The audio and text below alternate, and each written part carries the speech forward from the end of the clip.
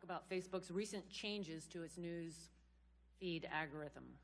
Your head of news partnerships recently said that Facebook is, quote, taking a step to define what quality news looks like and give that a boost so that overall there's less competition from news.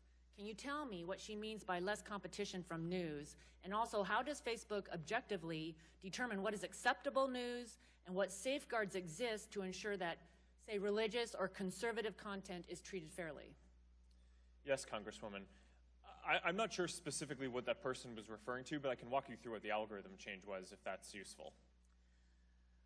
Well, maybe I'll just go on to my other questions then. There's an issue of content discrimination. And it's not a problem unique to Facebook.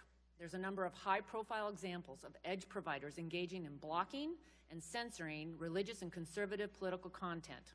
In November, FCC Chairman Pai even said that edge providers routinely block or discriminate against content they don't like. This is obviously a serious allegation. How would you respond to such an allegation, and what is Facebook doing to ensure that its users are being treated fairly and objectively by content reviewers? Congresswoman, the principle that we're a platform for all ideas is something that I care very deeply about. I am worried about bias, and we take a number of steps to make sure that none of the changes that we make are targeted in any kind of biased way. And I'd be happy to follow up with you and go into more detail on that, because I agree that this is a serious issue. Over Easter, a Catholic university's ad with a picture of a historic San Diego cross was rejected by Facebook.